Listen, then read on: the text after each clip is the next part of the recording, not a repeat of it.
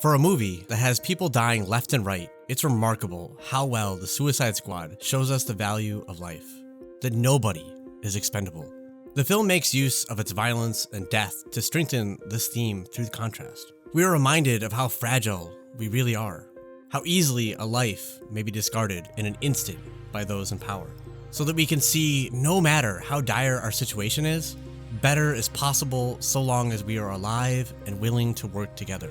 With everything that's happened over the last few years, and as a parent who was worried about the future of the world for my children, I didn't realize how much I needed a movie like this. And this is not something I thought I'd be saying about The Suicide Squad. I was excited going in, but this surpassed all of my expectations. As someone who has been an outcast in one form or another pretty much my entire life, I really connected with these characters. People who are deeply flawed and just trying to survive in any way they can. And through their connections with each other, accomplishing more than they ever thought possible. So let's talk about The Suicide Squad. Before we get started, I want to let you know there are definitely spoilers ahead, and I ask that you please consider subscribing and clicking the bell so the algorithm doesn't think my future videos are expendable. Why rats, Papa? Rats are the lowliest and most despised of all creatures, my love. If they have purpose, so do we all.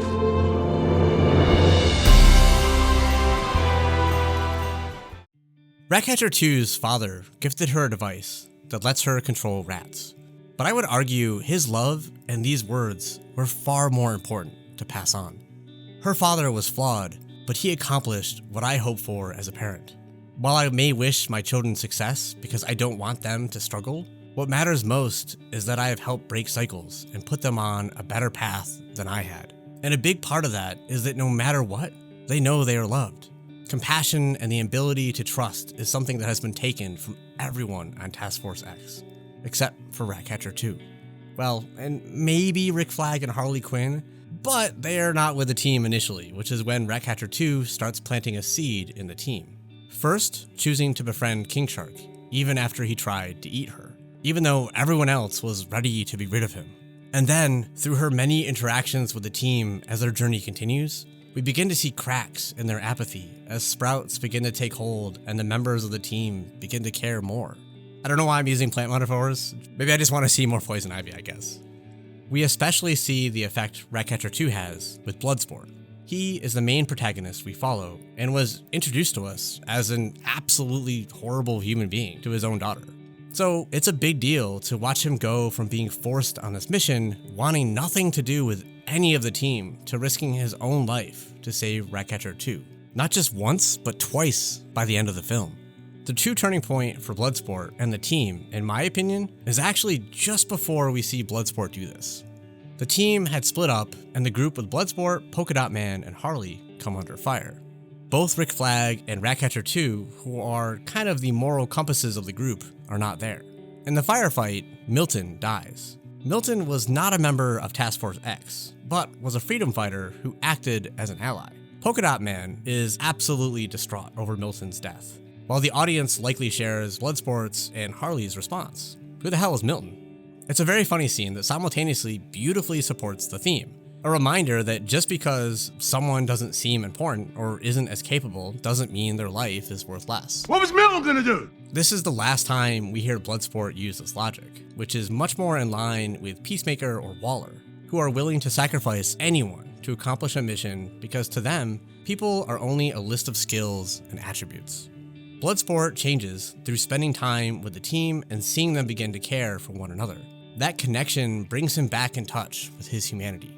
I am reminded of an answer by anthropologist Margaret Mead when asked what the first evidence of civilization was. She said it was a human thigh bone with a healed fracture that was about 15,000 years old, because for someone to survive a broken femur, others had to have cared for them long enough for it to heal.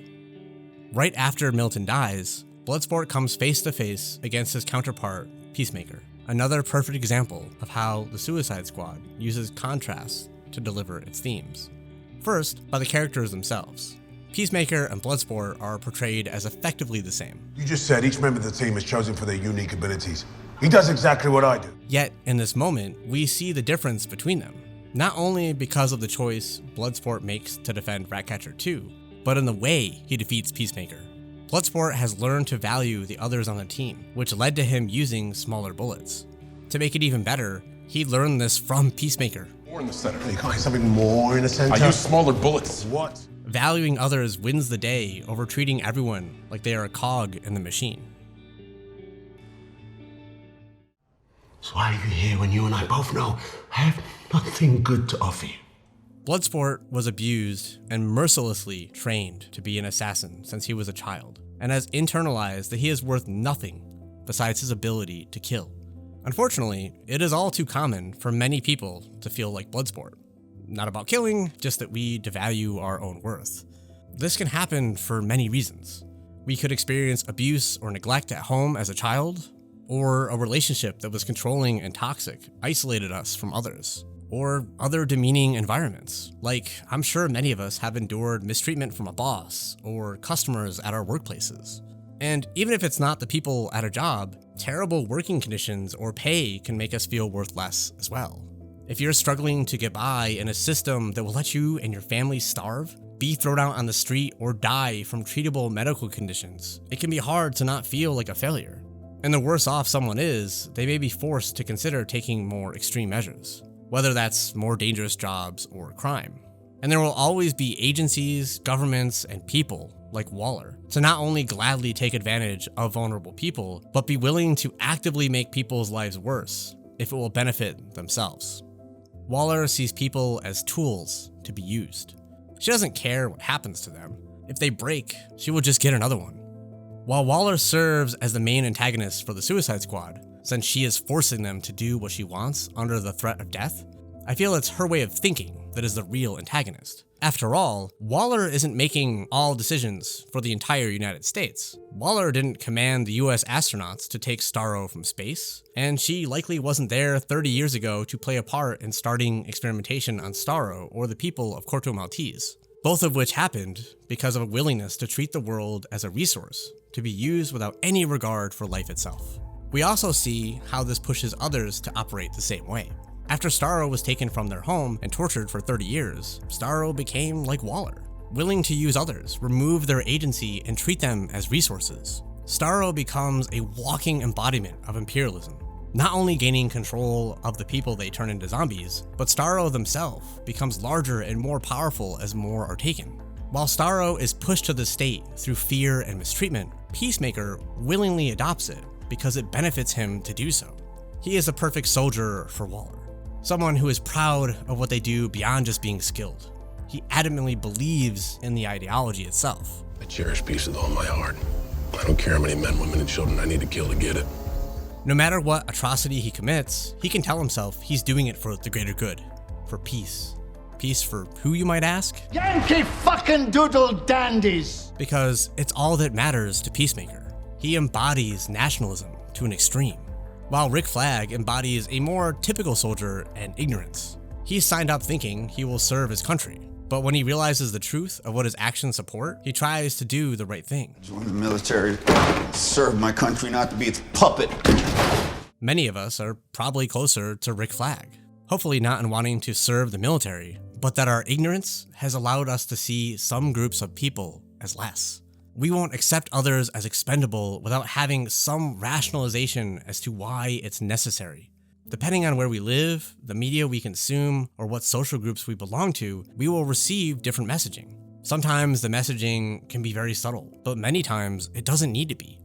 A more direct and extreme example is there are people who will join the military because they want to be a hero, killing bad guys. But more common is just being provided justification for why groups of people shouldn't be treated better. These justifications are enticing because we as individuals can't prevent the harm from happening. So they comfort us by telling us the systems are fine, while simultaneously giving us someone to blame. Here are just a few examples. It's easier to portray whole generations as being apathetic and spiteful, Millennials. rather than acknowledging that they may be struggling for many reasons outside of their control, like rising income inequality, costs in healthcare, housing, and education. It's easier to say people are just lazy rather than ask why they should be expected to risk their health for wages they can't survive on. Awful treatment of people in prisons is accepted because they've broken a social contract. It's harder to ask what to do if society is not upholding its side of the contract, or to acknowledge that they are still people who can change for the better. We Americans can be especially guilty when it comes to foreign affairs, assuming our interventions are often just and ignoring the long history of harm we have done around the world. Corto Maltese may be a fictional country, but there are many countries, especially in South America, who have struggled in no small part due to our meddling over the years. And of course, there's the Middle East. Unfortunately, unless the harm is affecting us personally, it can be easy to accept these narratives. Holding a gun on me is pretty fucking personal. Especially because there's a good chance we benefit when it's not pointed at us. Those spreading the narratives don't want us to think about who the harm is pointed at. It benefits them to cut us off from one another, because the more we all struggle, the more easily we can be coerced into doing what they want. They want us to feel alone. I ain't got nobody. Connection with others reminds us of our self-worth, because regardless of how society may treat us, it means there are people we care for, or people that care for us. It's through this connection to others we can find purpose, that what we do matters, that we matter. That's not to say personal achievements aren't satisfying. It can feel great to accomplish something by ourselves, but it's not the same if you don't have someone to share those accomplishments with. And no matter how independent we may feel, we still need safety nets and support. And it certainly doesn't make us less if we need more of either. We are all interdependent in some way. Sometimes it's easy to forget that because there's so much pressure to be independent.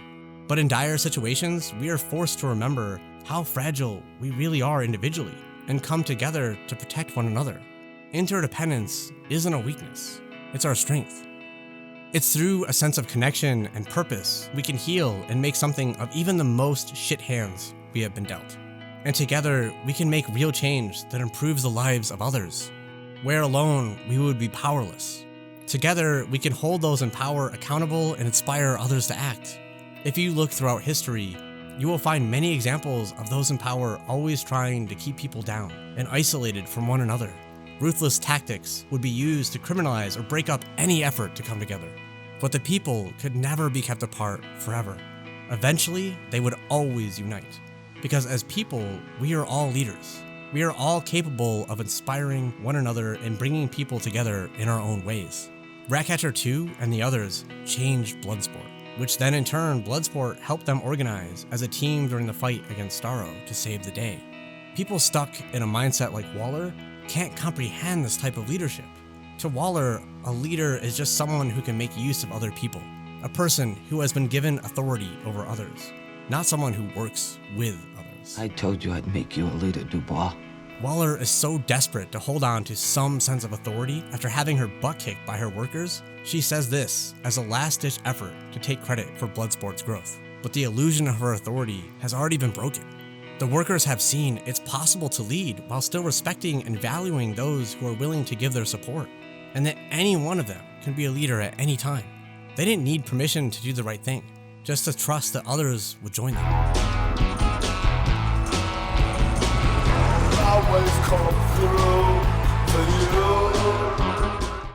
The Suicide Squad felt like a perfect movie for this year. A film that managed to be fun and over the top while still reminding us that no matter how ridiculous or messed up our past or present may be, we have purpose. That we shouldn't accept people telling us otherwise. Who are they to say? They haven't been through what we have, but there are others out there who share our experiences, and we'll understand. We can turn to each other for support if we are willing to be vulnerable. If we are lucky, maybe even make it a little better for others, so they don't have to go through the same hardships we have. And perhaps, most importantly, we don't need to be perfect. Sometimes, all it takes to make a difference is showing others we care. As imperfect my father was, he loved me. I wish I could give that to you. Thanks for watching, and a special thanks to our patrons for all your support. Take care, everyone, and remember, you're not alone.